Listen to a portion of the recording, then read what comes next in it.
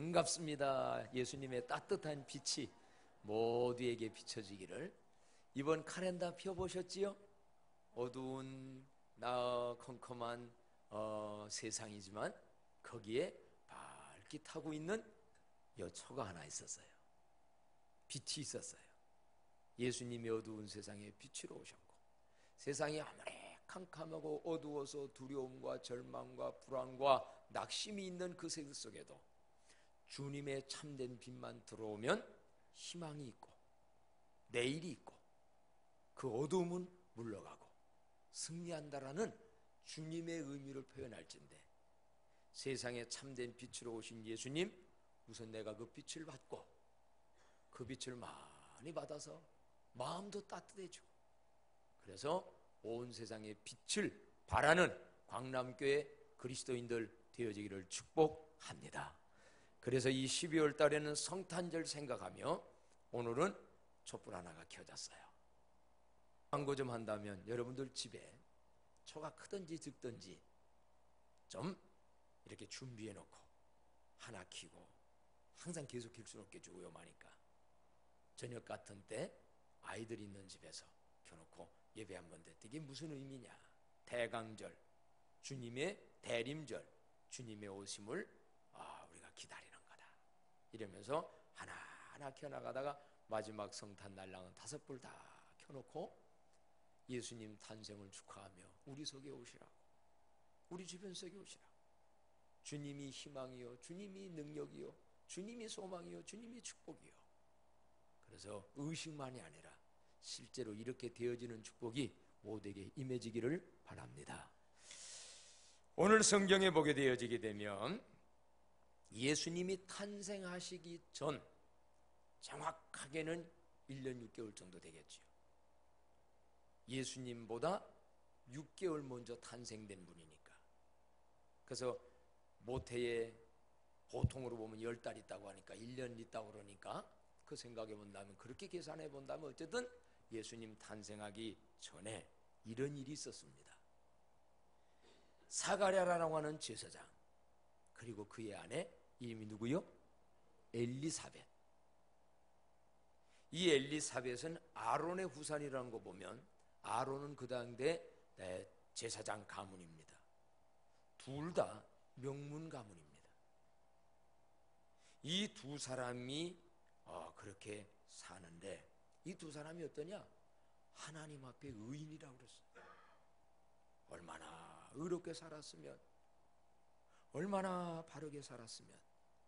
오늘 성경의 기록자 누가는 이 두 사람이 하나님 앞에 의인이니, 사람 앞에서 의인이 아니라 하나님 앞에서 의인이니, 그러면서 계속 됩니다. 주의 모든 계명과 규례를 규례대로 흠이 없이 행하더라. 주의 계명과 규례, 이것은 원래의 성경에 가르친 주님의 계명과 유대인들이 더 잘 지켜보자고 616가지의 부수적인 법을 정해놨는데, 이런 것들을 다 지키며 흠이 없이 살았다는 거예요. 이런 사람 드물지요. 또 특히 더 드문 것은 뭐냐면요, 보통은 아내는 믿음이 참 좋은데 남편은 믿음이 좀 없다든지, 남편은 잘 믿고 사람 좋은데 아내는 좀 그렇지 못하든지. 그런데 오늘 이 성경은 두 부부가, 한 가정이지만 두 사람이 함께 그래요. 그런데 또 여기 보면 계명과 규례 두 가지를 또 다 잘 지킨다고 말합니다. 재미있게 표현한다면 그렇잖아요.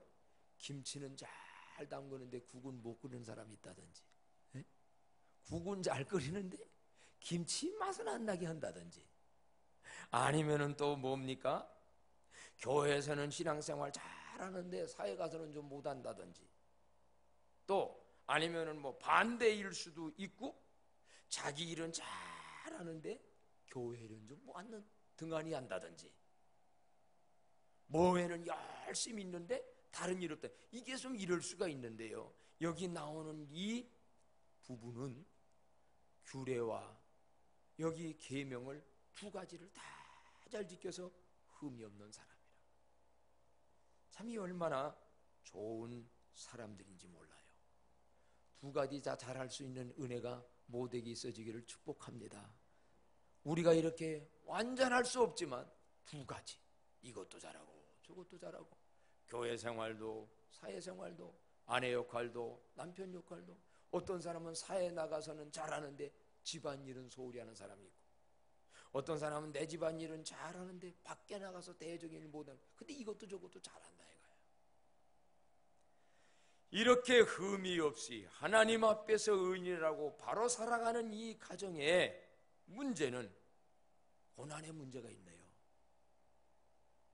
아니 이렇게 바로 살고 하나님 앞에 잘하면 문제 없어야 되는 거 아닙니까? 고난이 없어야 되는 거 아닙니까? 어떻게 이렇게 살아가는데 이 가정에 아주 어려운, 이해하지 못할 고난이 이 가정에 생겼습니다.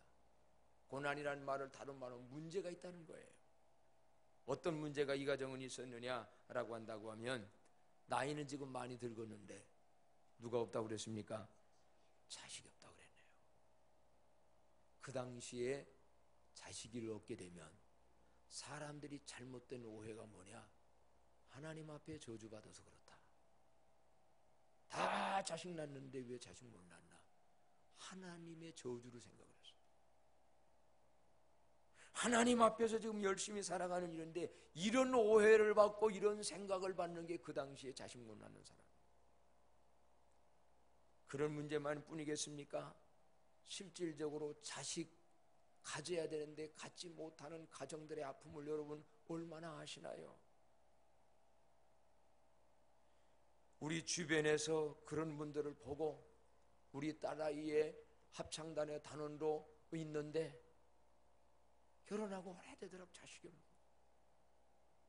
그래서 여기저기서 자식 낳으라고 애도 옷도 사다 주고 뭣도 하는데 신발도 그냥 우는 거예요. 이게 마음대로 안 되는 게 아니에요. 며칠 전에 방송을 보니까 며느리가 시어머니한테 그 보낸 편지와 함께 노래 신청곡을 했더라고요. 이 자식이 없는 거예요. 그런데 이 시어머니는 너무 잘해주는 거예요. 약을 사다 주고 뭐 해주고, 어머니 이렇게 잘해주는데 이 집에 내가 아기를 낳아야 되는데 못 낳는 것 때문에 마음이 아픈 거야. 막 죄인 같은 거야. 너무너무 힘들어. 그래서 그거를 영상 그 방송으로 어머니의 고마움을 얘기하며 미안하다고 이런 걸 하면서 우리 어머니의 위로가 되는 이런 노래를 신청합니다. 그러고 보니까 참 그 고부간에는 좋은 고부 같아. 옛날에는 노골적으로 자식 못 낳으면 시어머니들이 구박 대단히 했지요. 여보가 하면 둘째 부인을 줬을까요? 옛날에는 씨바들을 해가지고 밖에서 데려왔을까요? 참 한국에도 지난날에 이런 아픔들이 많은 시대가 있었습니다. 지금도 우리 주변에는 사실은 요즘 아기 갖기가 어려운 시대입니다. 어떠한 이런저런 이유들 여러분이 더 잘 아는 그런 것 때문에. 그래서 함부로 말하면 안 됩니다. 그 집은 지금 아기가 없는데 왜 아기 안 갖느냐고, 속도 모르는 사람은 결혼하면 빨리 아기 가져야지 못 갖냐고. 목사님들도 가끔 그럴 때 있대요. 그 마음은 얼마나 아프겠어요. 동네 사람도 수군거렸는지 몰라요. 아이고 제사장으로서 그렇게 하나님 앞에 밤낮 일한다고 하는데 왜 그런 것도 없느냐. 아마 이런 거 부정적인 또 생각이 본인은 얼마나 힘들었을까요. 왜 우리는 여기 외자를 붙이면서 원망하기로 만나면 한이 없어요. 부부가 규례와 법도를 지키면서 하나님 앞에 의롭게 살고 이렇게 충성하고 이렇게 하는데 왜 우리 집에는 이러냐. 나이도 들었으니 이제는 절망적이라는 얘기예요.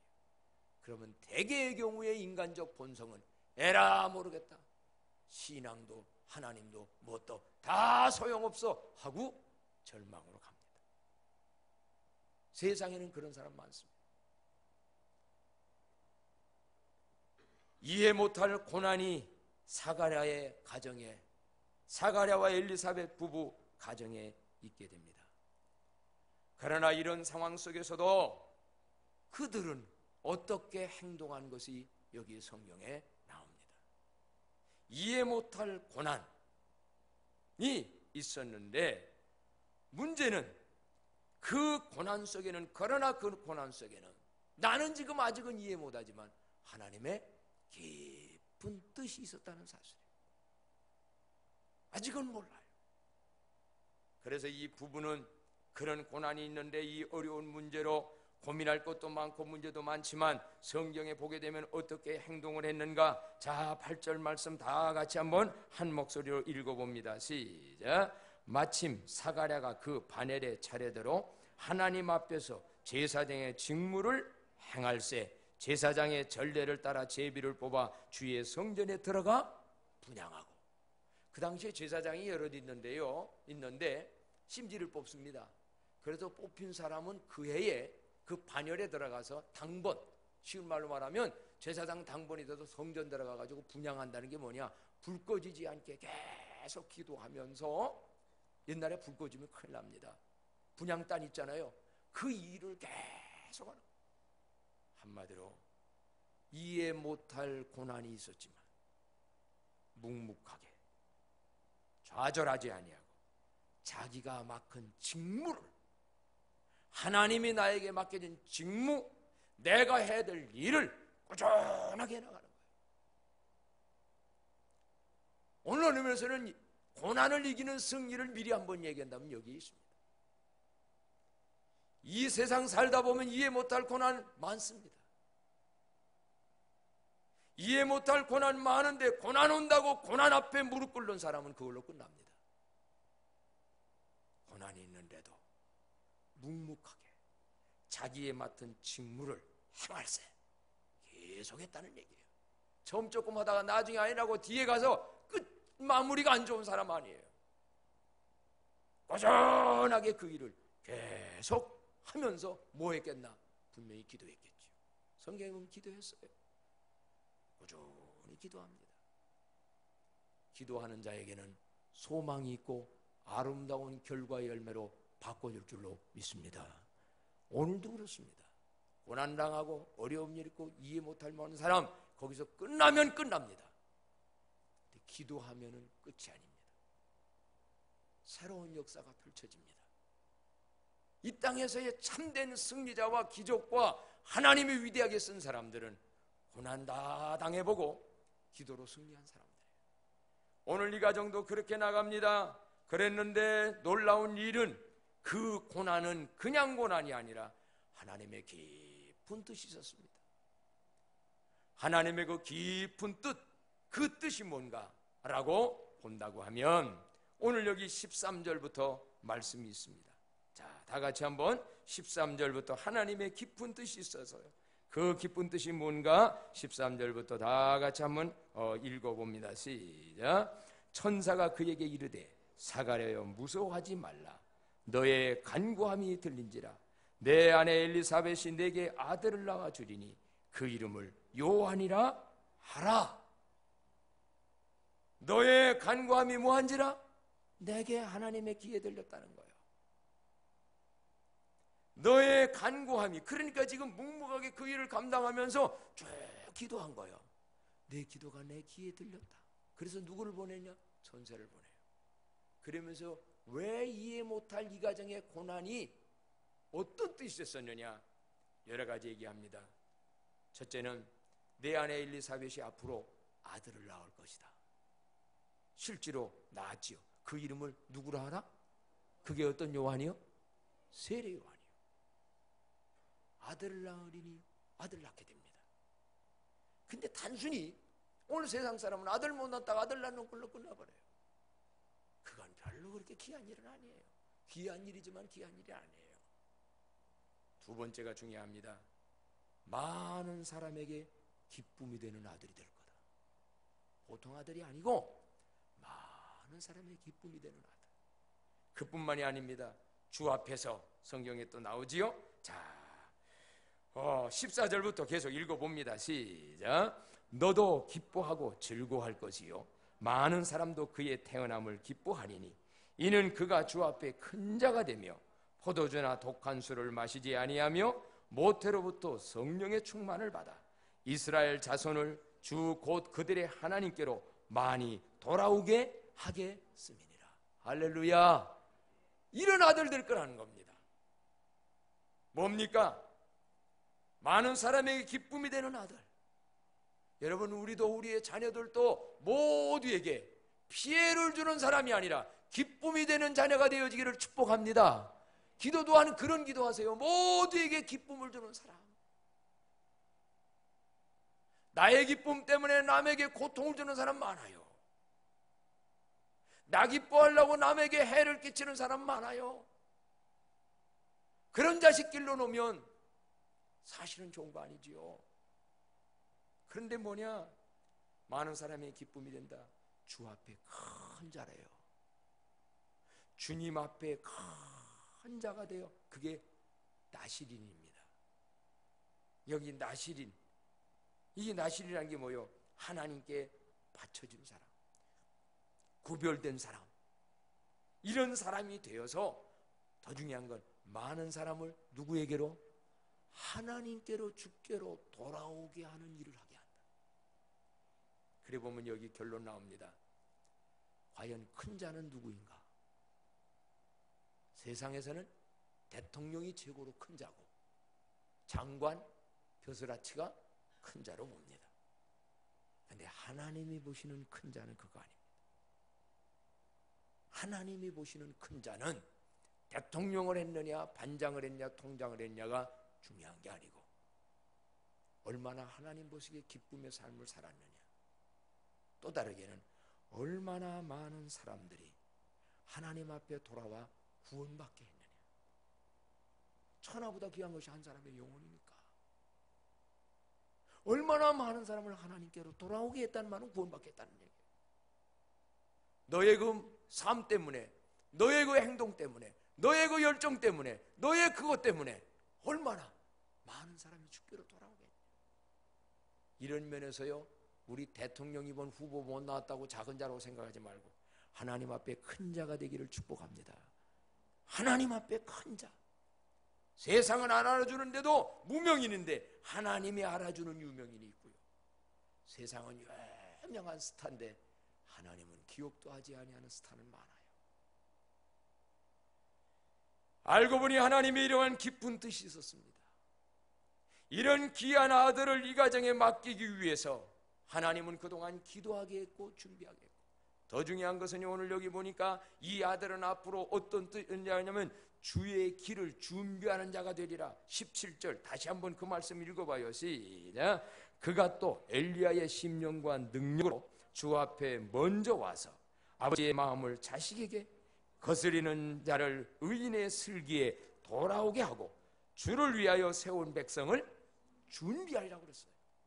그래서 사람들이 세례요한 보고 넌 누구냐? 나는 광야에 외치는 소리다.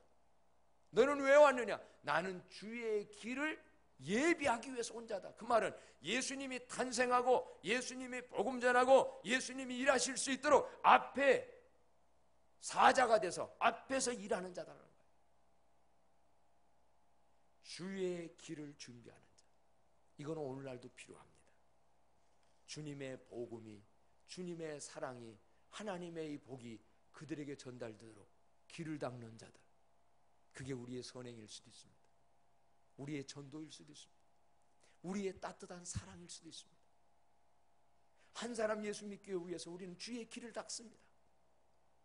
세례요한은 그래서 그 당시에 낙타 털옷을 입고 청빈하게 밖에 나가서 회개하라 외치면서 그 세례요한 때문에 예수님이 쫙 등장합니다.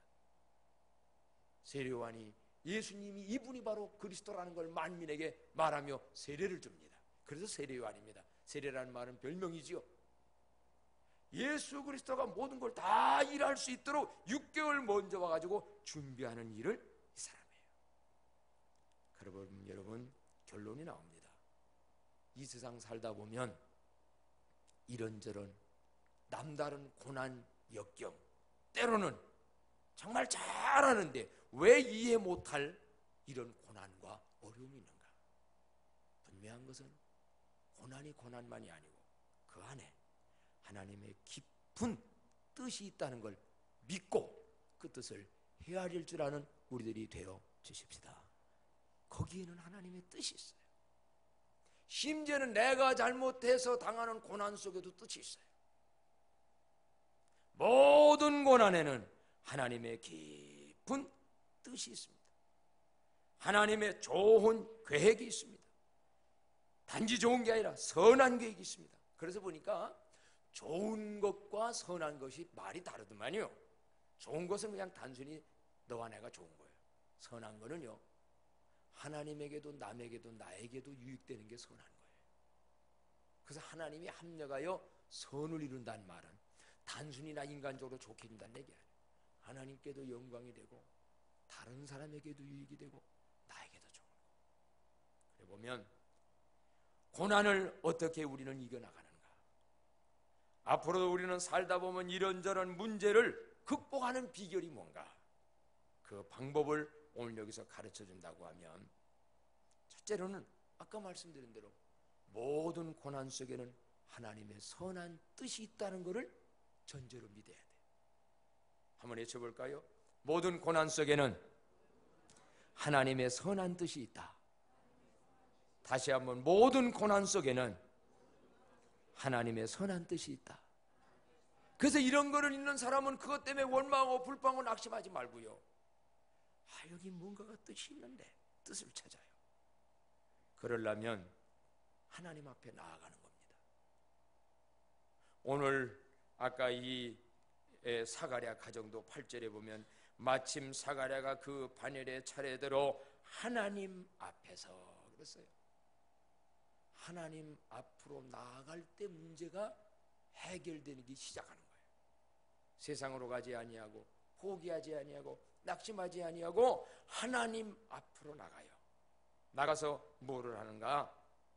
기도하십시오. 하나님 앞에 묵묵하게 내 맡겨진 직무를 잘 감당하면서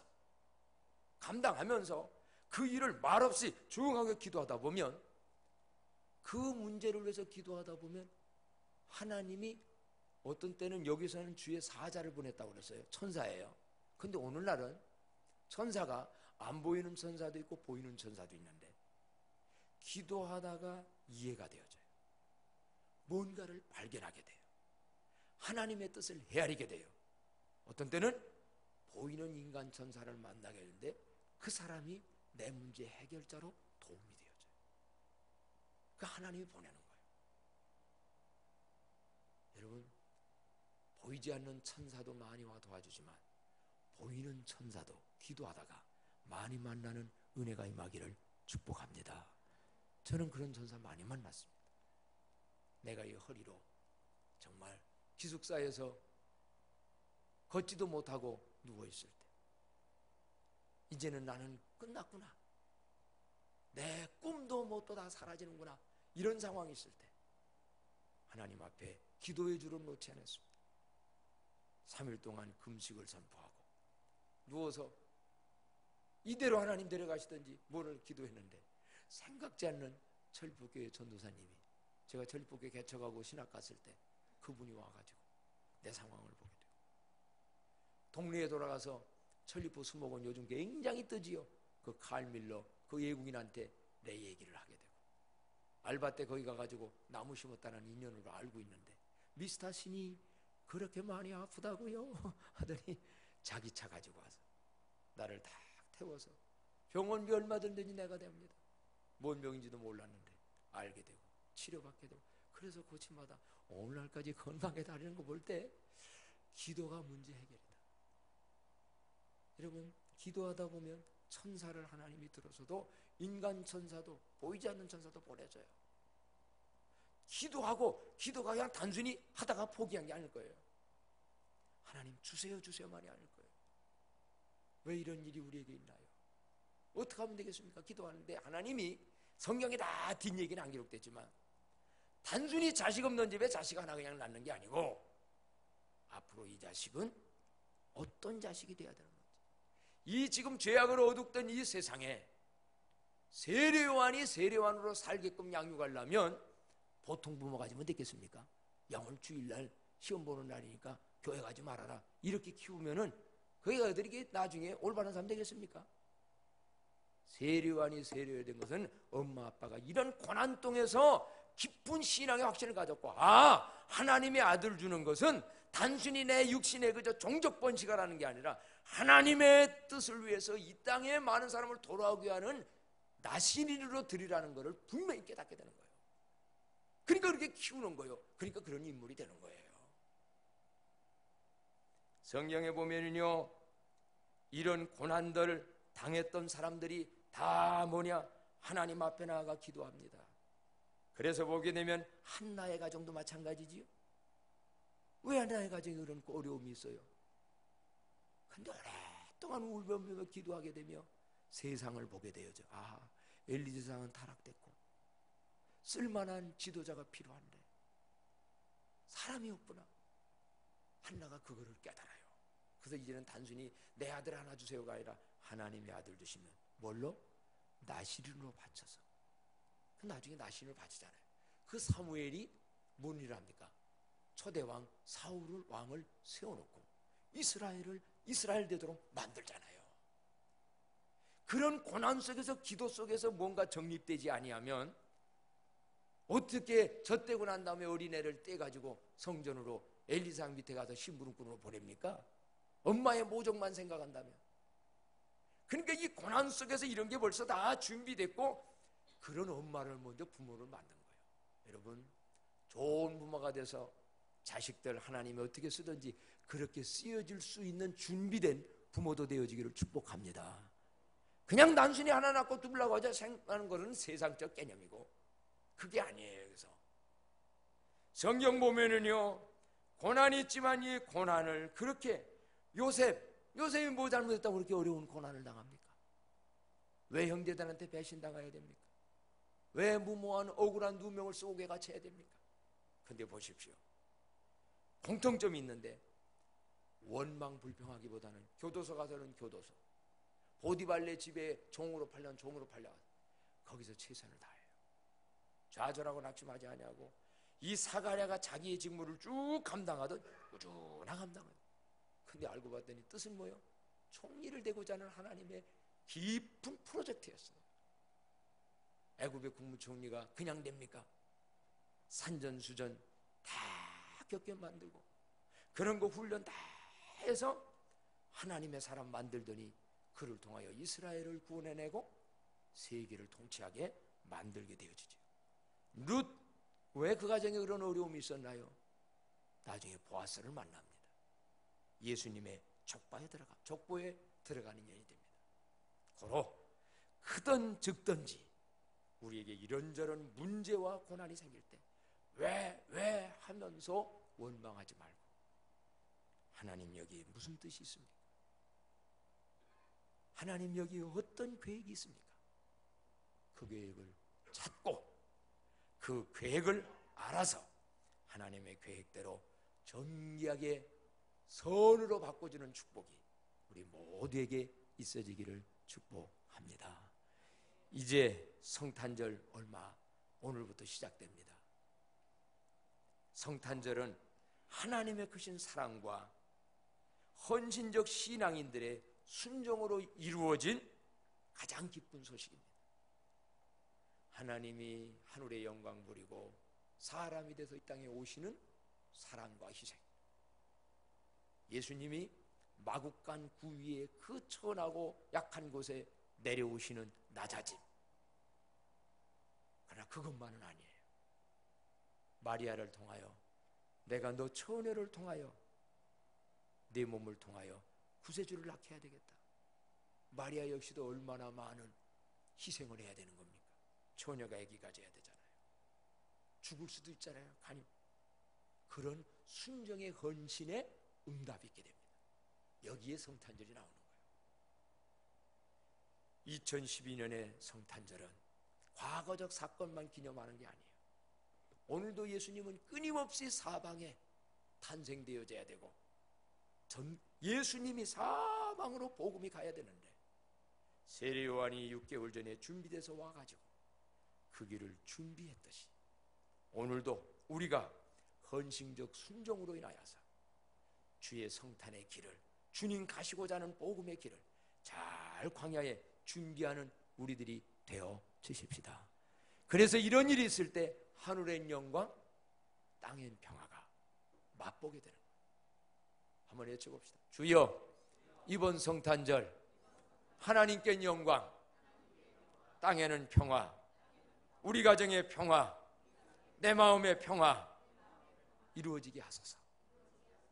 간증거리 있는 성탄절 되어지기를 축복합니다. 우리